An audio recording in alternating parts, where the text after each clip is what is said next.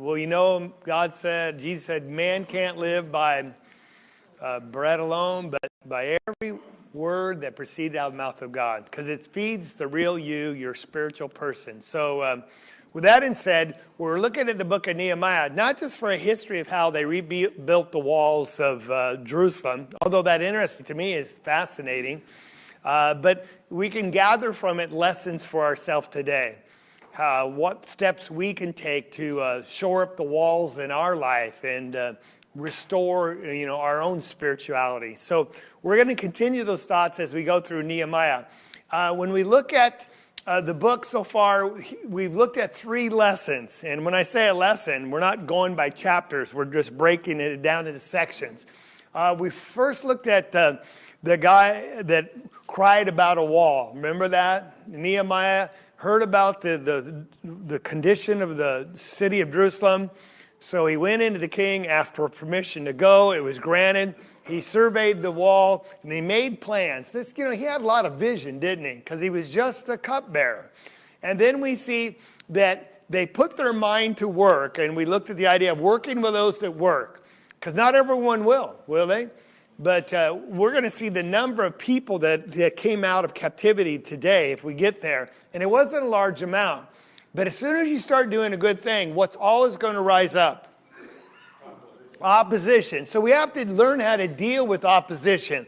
And we saw there's 2 types of opposition in Nehemiah, that from without and that which comes from within. And perhaps the one that comes from within is the most devastating, because you don't expect it from your own people. That's why it hurts so much, okay? So that's where we are in chapters 4 through 6, and we got all the way down to this idea in chapter 5, where Nehemiah hears that some of the people, the leaders, were charging interest to their Jewish brethren, not on business loans. What kind of loans were they, or what was the basis of this lending money? Do you remember? Yeah, but it was for famine relief. I mean, they're starving, okay? There's this great famine, and they were charging 12% a month. And, of course, this was condemned by God in the law. You don't make money off of people's problems when they're desperate. And doesn't that just sit wrong with you to start with? So we see that Nehemiah shamed him for it. And I think the operative word here is right here in verse 9. It says, should you not walk in the fear of God? We're going to come back to this today. But what's going to cause you to treat your brother properly is a fear of God. All right?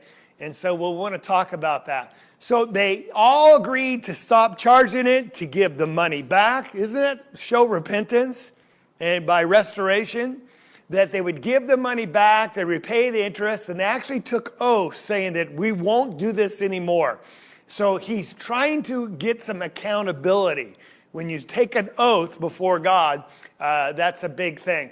Now we just want to look at Nehemiah's own example, all right? Because it has to start from the leaders down, doesn't it? So in chapter 5, we're going to see Nehemiah gives an example of how he uses his allowance that he has extended to him from the king back in Babylon, all right? So, verse 14, moreover, from that day I was appointed to be their governor in the land of Judah, from the 20th year to the 32nd of the king Xerxes for 12 years, neither I nor my kinsmen have eaten the governor's food allowance. But the former governors who were before me laid burdens on the people and took from them bread and wine behind 40 shekels of silver. Even their servants domineered the people. But I did not do so because of the fear of God. See that? I also applied myself to the work on this wall. We did not buy any land, and all my servants were gathered there for the work. Moreover, there were at my table 150 Jews and officials, besides those who came to us from the nations that were around us. Now that which was prepared for us each day was 1 ox, 6 choice sheep. This is quite a meal, isn't it? Also birds were prepared for me, and 1 in 10 days all sorts of wine were furnished in abundance.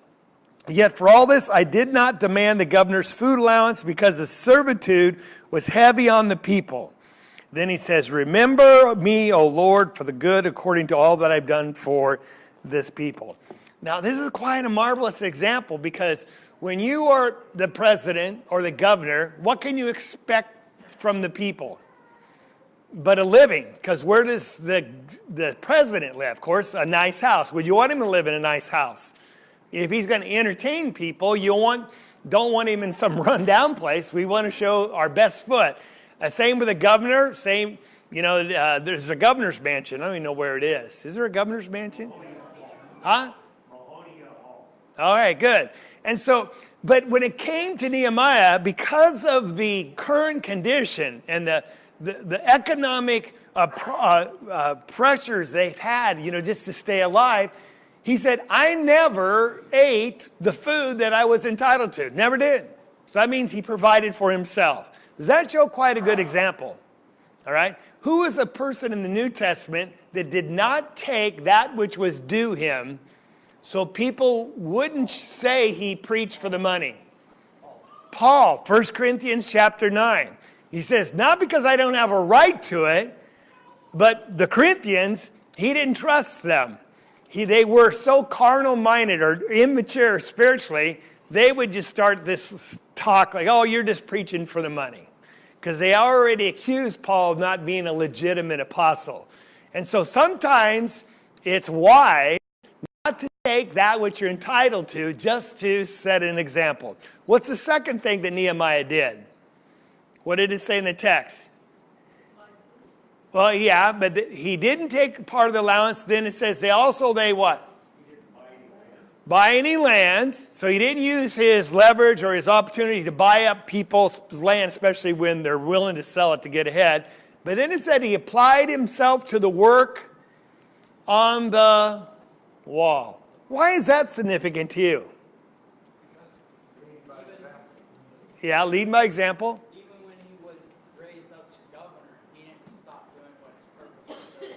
Exactly. It wasn't beneath him to get down there and work with the rest of the people. Now, when they have a groundbreaking ceremony for a new building, a new park, whatever, they get the dignitaries out there and they have a ribbon and then they have shovels and they're painted gold. And then what do? They do a token stepping on the shovel and they turn some dirt over. All right, we've started. Then they go back and have lunch, right? That's the extent of them putting their hand to the work. Was that Nehemiah? No. So, for us, spiritually in the church, everything starts from the top down, all right? We have to set examples in our families, the fathers, the elders, the teachers, the preachers. Everyone does their part because it's hard to ask others to do what you're not willing to do yourself. Just makes common sense, doesn't it? Okay? There's what he says, all right? So we see that, and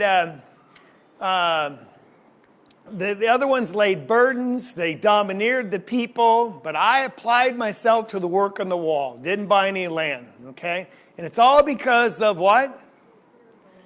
The fear of God. This is the second time we've seen that. We're going to come back to it. So Nehemiah lived by a higher standard. It's not that he didn't have a right.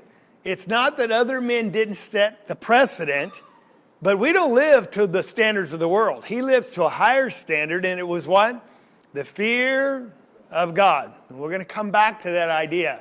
So we go on, he says, that's quite a food allowance, right? 150 Jews that he ate together. So there's a lot of leadership involved here. We won't talk about that anymore. But here's his last remark, and it's like a prayer that he records for us. And it's really actually beautiful. He said, God, remember me for what? You remember me for good according to all the good that I've done. In other words, bless me. Don't forget what I've done.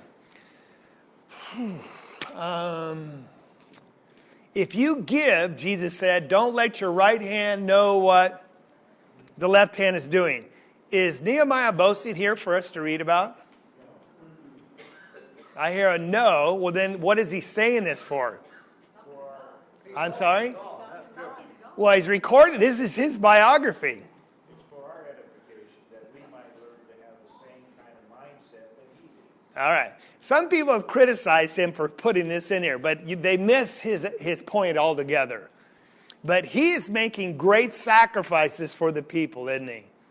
You know, and he's working hard. He's going out. He's probably having a lot of hardship himself, just like the people, because he's not living in luxury while they're struggling. And he looks to the right person for his reward. And who is that? God. That's the only one we're trying to please. Remember me, God, for good. When you look at me, look at me with favor because of all that I've done. Is that fair to say that? Hebrews chapter 11, verse 6, what does it say? Without faith, it's impossible to please God, because everyone that comes to God must believe that he is, but also he's a what? A rewarder of who? Is it wrong to want God to reward you? No, you have to believe that he's going to please him. You got to believe he is, and then he rewards you if you just try to serve him. There is something for you in it, for you. That's okay. Now, he's not trying to get it from the people, elevated status, you know, and get rich off their backs. Who's his only reward coming from? That's where it should be, and we should feel good about that, all right?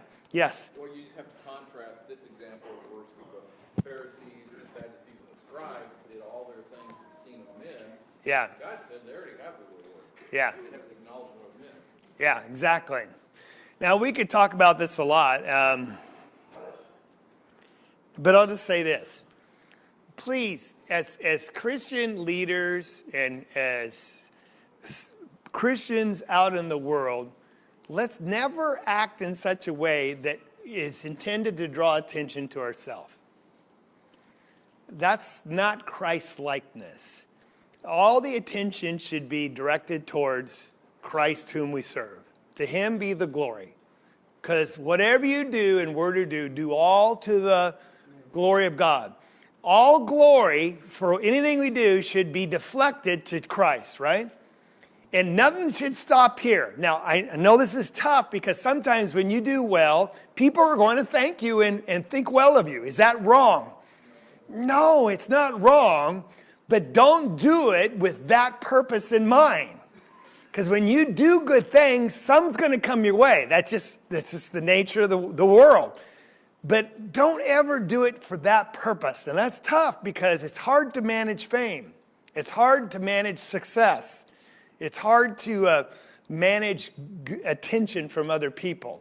With that being said, I'll just move on, okay? There should be transparency. What do I mean by that? Transparency. Go ahead. They see Christ through me. They don't see me. And that should be us in their life. They don't see you. They see Christ. And that's really hard to be totally transparent. Is Nehemiah trying to do that? But in his privacy of his closet, what he's praying, when I say in the closet, Jesus said, go in the closet. What's he asking? Lord, remember me. I'm looking for blessings and reward from you. That's cool. All right? Don't be ashamed of that. You look for it because he's the one that's going to make you feel good. Yes? And it wasn't necessarily for a good done, but it was still a remember me phrase was the thief on the cross. Yeah. When he was talking to Jesus, realized who he was. Yeah. Yeah, exactly. Which is the most outlandish request in the world because he deserved to be there. How dare you ask for grace at this time? But guess what? He got it. Because all he did was what? As you said, ask. Isn't that something? All right, yes. I noticed that every time, pretty much very close to when Nehemiah, because he makes this prayer more than once. Yes. And it's usually almost always after he has to do something tough. Yes. He has to get on people about what they're doing to their own people.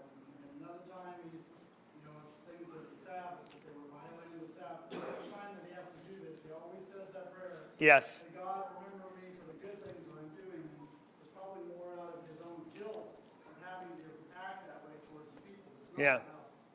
He's just, he's having to do things that are really tough. That's true. So he's requesting, God to remember him for all of it. I appreciate that. And with that being said, let's always remember God is a rewarder of those that seek Him. He will reward. So have confidence. It's going to come your way, and it's okay.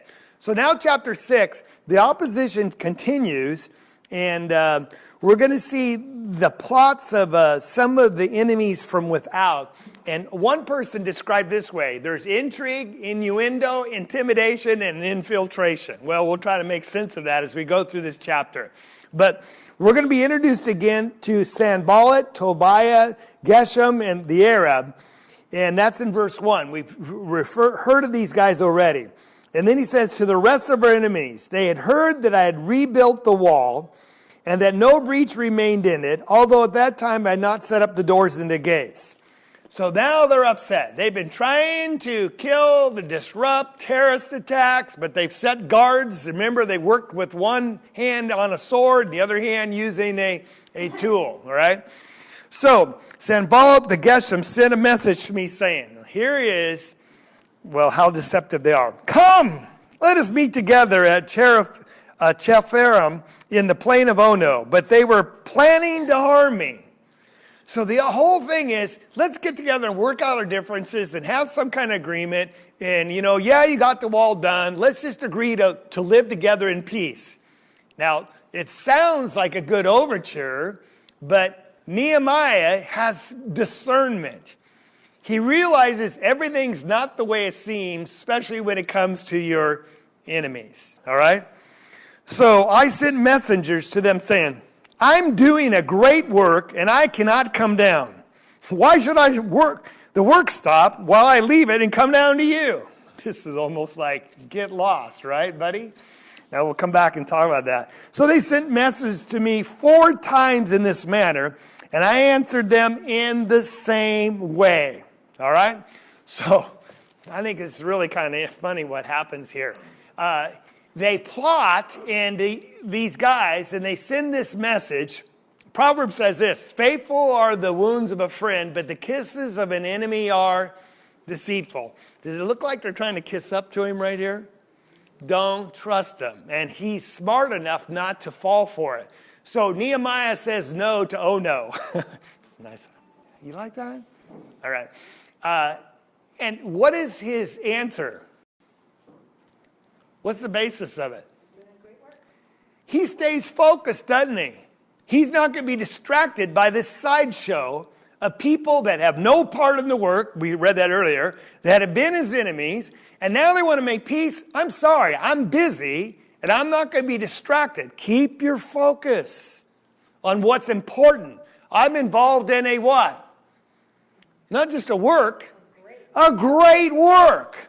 And if I leave, it's got to stop just so I have to talk to you. I'm not coming down. Now, that's hard for me because I don't want to offend people, put them off, especially when they make a gracious invitation to me. And also, it's flattery. Oh, you mean you want to talk to me? You important people here in the land, you want to talk to me? Sure, I'll be right down there. Is that what Nehemiah does? No. He says, basically, get lost. All right, Wayne. I apologize. I don't want to break your... Sure, that's fine. Going, but I'm losing track a little bit. These, I'll call them enemies. Yes. Are some of them also Jewish? This one guy, Tobiah is a half Jew, is what we understand. Geshem, of course, he says an Arab.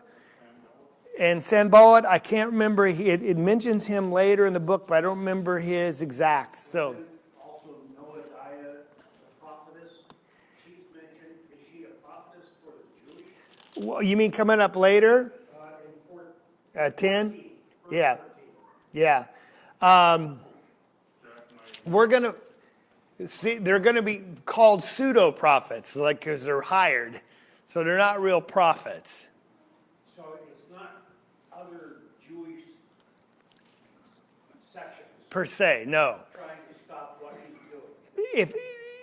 they're just like the Samaritans were half Jews that married other people. This is what these people are. They're living in the land, but they're not interested in worshiping God. All right, and they might have some Jewish blood or in some of them, but generally, no, they're not interested at all. All right, thanks. My notes say that Sanballat was a Persian satrap. Okay, a Persian satrap is what he said. All right, okay, good. So there's where he starts with. So it's got to stand firm in what you're intended to do. Is that important for school, Maddie? Yes, because there's so many distractions, boys being one of them. Stand firm in what you're supposed to be doing. Don't get distracted. Say, hey, you want to go out tonight? No. Why should I stop this great work to go out with you? I'm just having fun with Dane. Okay. All right. But isn't that true? We got to stand firm because Satan is going to try to get you distracted. So they do it 4 times. And the next we see that Satan is relentless, isn't he?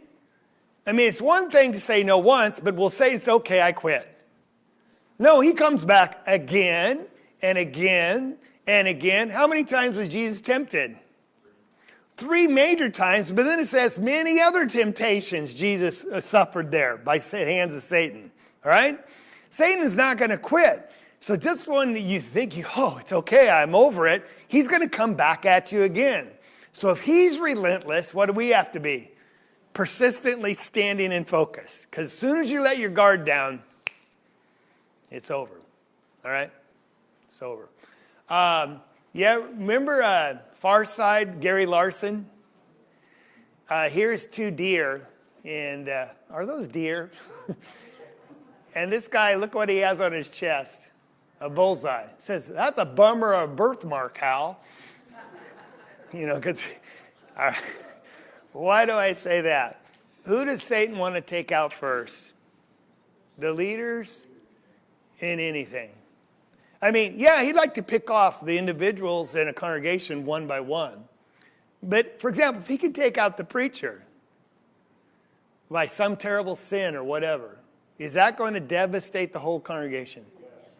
Just like that, one shot. Or the elders.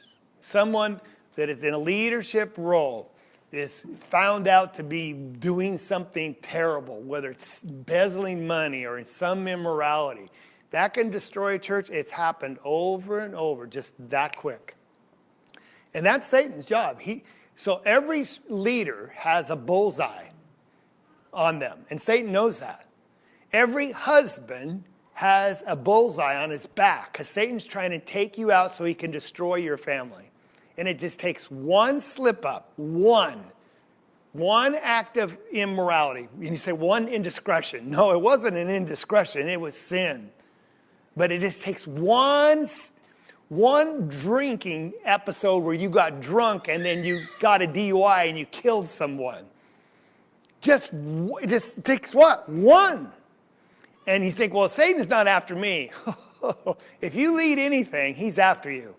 If you lead a family, if you lead a church, if you lead a business, if you're a Christian, he's after you. And that's what's happening here. Nehemiah knows it. I found this. It's from Donald Campbell's. Because well, let me just read it. If there was a news story, this is how it might read. Sanballat issued a statement today in which he sharply criticized Nehemiah for his repeated refusals to cooperate. He reports that the purpose of such meeting would be to work on a formula for lasting peace in the region. The Samaritan leader said with evident frustration, "This is the 4th time Nehemiah has turned down my invitation to meet and discuss our mutual concerns. These repeated refusals mean that the responsibility for increasing tensions and any violence that may result rests solely upon Nehemiah." Can you imagine that happening? I want you to get a flavor of what's happening here when these invitations. And when it doesn't happen, he's going to turn it all on Nehemiah. All right? Is that intimidating? Are you going to be falsely accused for what you didn't do? Just because your enemies will... See, we have to play by rules, right? 1, we have to tell the truth, right? We don't return evil for evil. We return good for evil.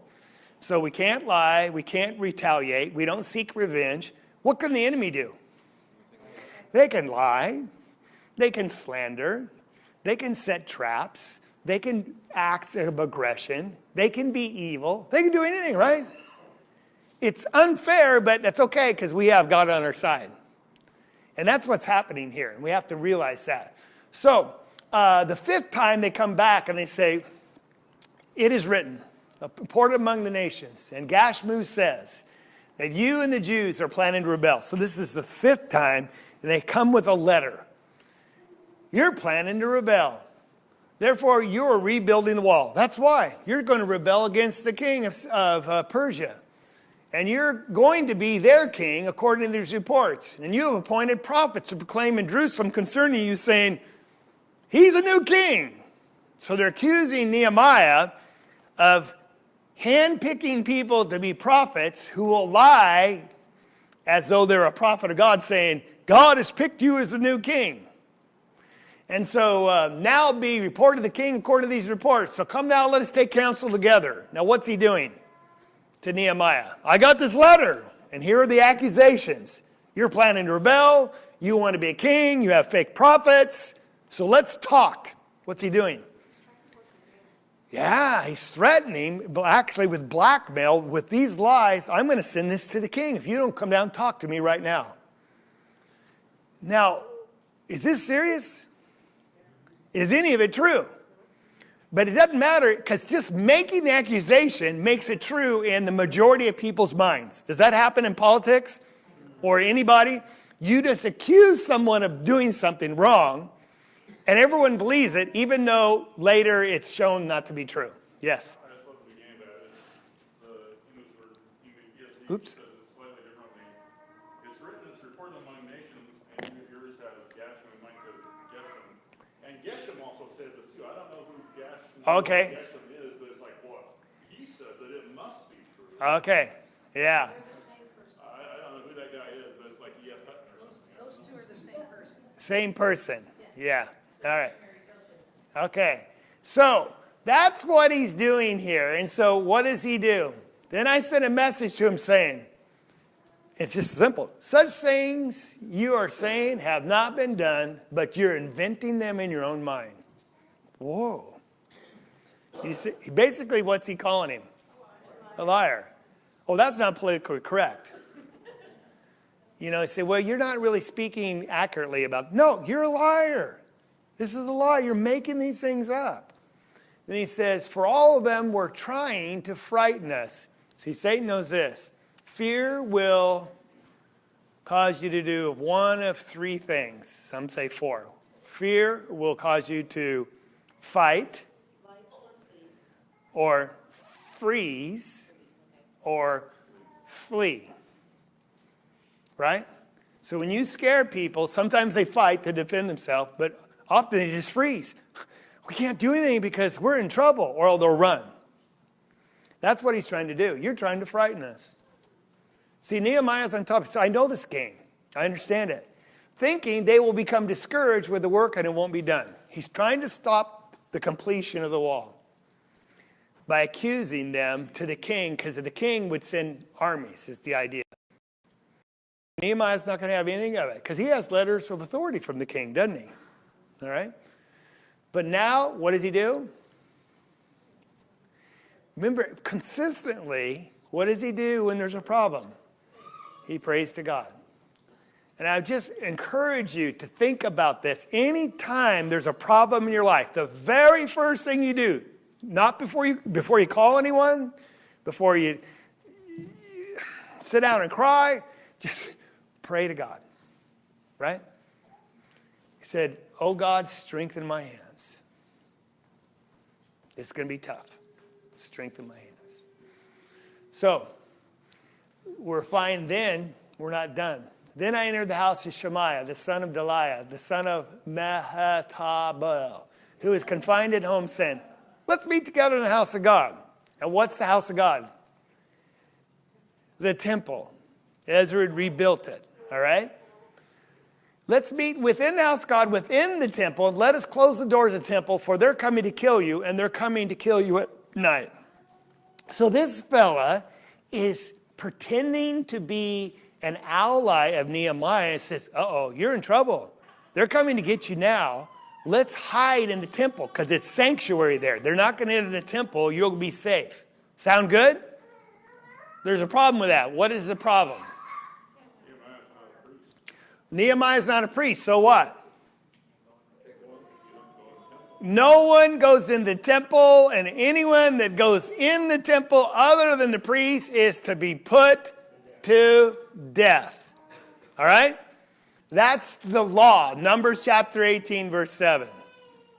And does that include Nehemiah? Yes. Does he know that? Yes. All right? So he comes back and says, I said, should a man like me flee? See, remember, fear is fight, freeze, or flee, right? And could one such as I go in the temple to save his life? He knows the answer to that. And what's his answer then? I will not go in. Is his character? I'm not going to sin to save my skin. I know it's wrong. I'm going to trust in God. Strengthen my hands. All right? And so we see that he sees through this, and I'm ahead of myself. But did anyone see this Broadway show, Wicked? Oh, you saw it? Oh, really? Was it good? Yeah.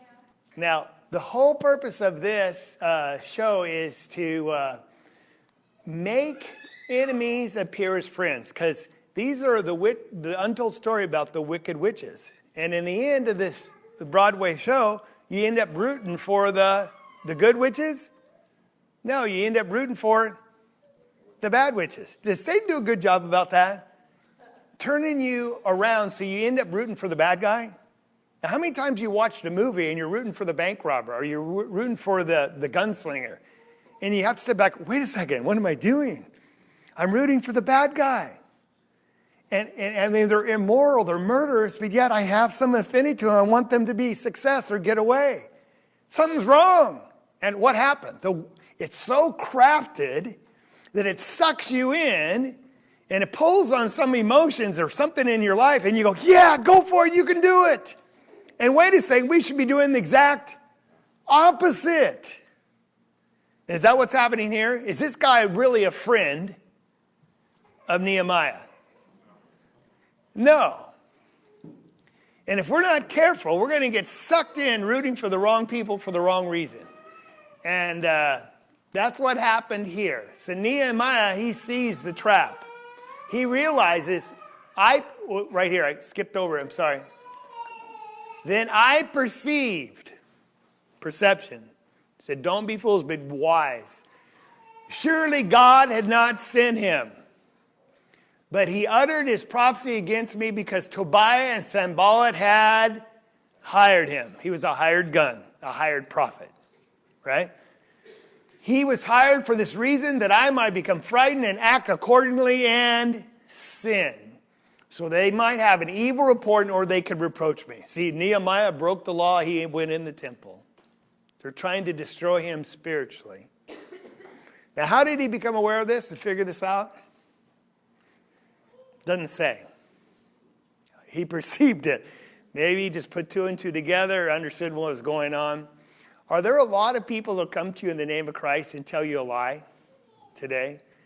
All the time. We have to have the same perception and just make sure that we just check everything out by the Word, because Satan is going to send people that appear as your friend, but they're going to lie to you in the name of Christ. Very, very serious, okay? So there's what happens. And here's Nehemiah's prayer. And again, the word what? Remember. Remember, my God, Tobiah and Sanballat according to their works. That's interesting. What was his first prayer we read? Remember me according to what I've done. But on the same breath, God, remember what they've done. You treat me good, but what? You treat them according to what they deserve. Is that going to be good? No, it's bad. And also Noadiah, the prophetess, and the rest of the prophets who were trying to frighten me. So there was more than one, and this is what Wayne was referring to, and I would assume they're all been hired by these guys. Who is a prophet for hire that we also know of? Balaam. And every time he tried to curse Israel, what happened? it came out good. Because when you're truly a prophet, you can't curse someone that God's blessed. All right? These people could because they're not true prophets. All right, any questions about any of this? Here is, in the middle of this section of all these enemies trying to destroy, it's just a simple verse that's put in, and it says, so the wall was completed on the 25th day of Yule in 52 days. There's no fanfare. There's no celebration. There's no buildup. And he says, in the midst of all this conflict, people trying to kill him, all it says, and it was finished. 52 days. Now that's striking to me.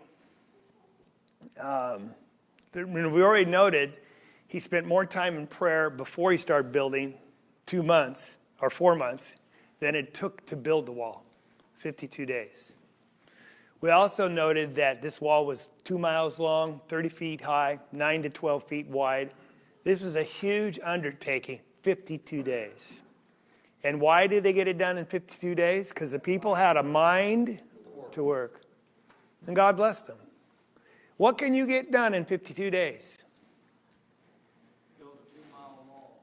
You could do anything that God asks you to do. Now, could you keep up this pace for years? No.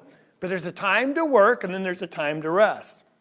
There's a time for everything. But when anyone tells you, I can't do it, or you can't do it, think of this verse. They built it in 52 days. It's an amazing task. You can do anything God asks you to do if you just have a mind to work. Yes? For all the nations around them, too, of course, that's the following verse, they had perceived that the only way that this could have been accomplished was because God was with them. Yeah. I love what Paul says. Let's don't become weary in doing good, because weariness is what almost did them in. Remember, they were tired. But at the proper time, we will reap a harvest if we do not give up. That's not the New American Standard, but it's a more contemporary version. All right.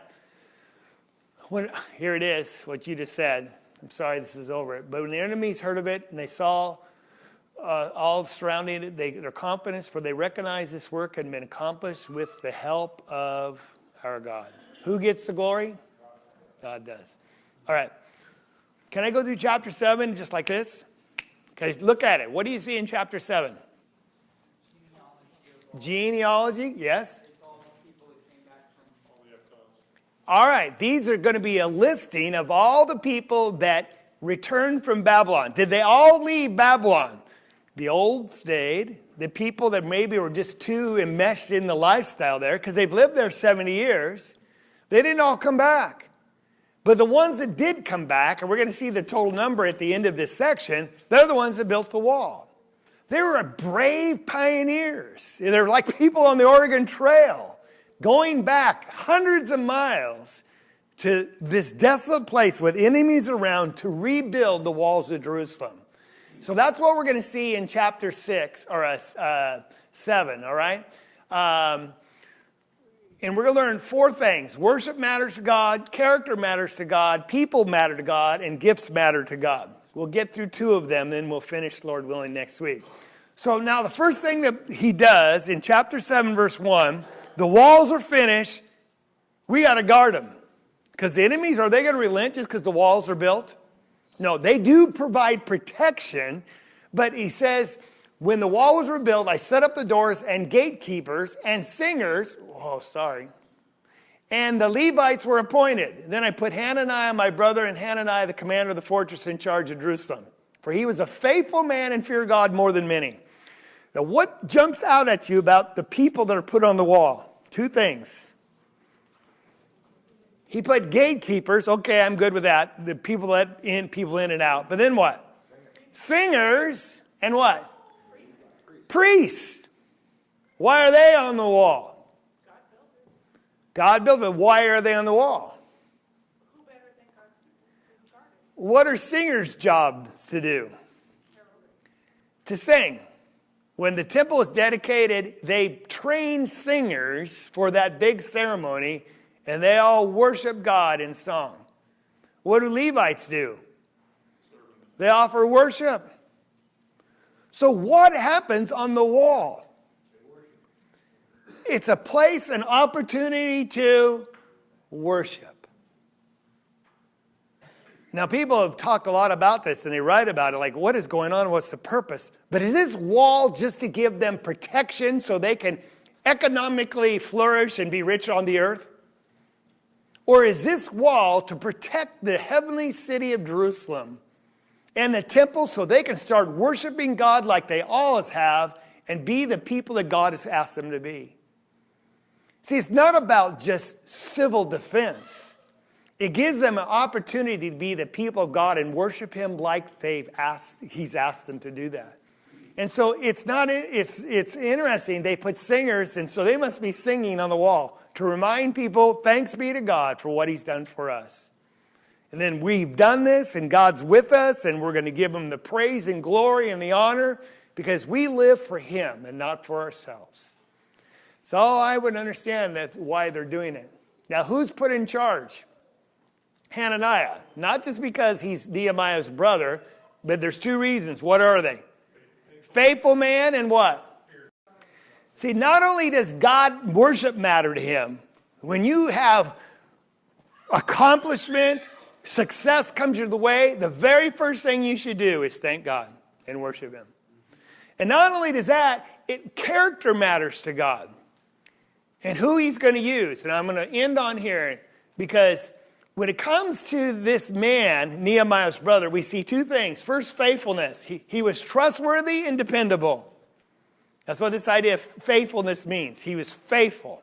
How do you build faithfulness? First of all, realize what God has asked you to do, your responsibility. If you're a mom, be the best mom you can. If you're a dad and you need to provide for your family, that's your responsibility. Fulfill it. Be faithful to it. Luke 16 says, he who is faithful in a little thing will be what? Don't try to chew the whole thing off at once. Start with the little things. If you're in recovery in your life, you're trying to build some character and trying to start with little things.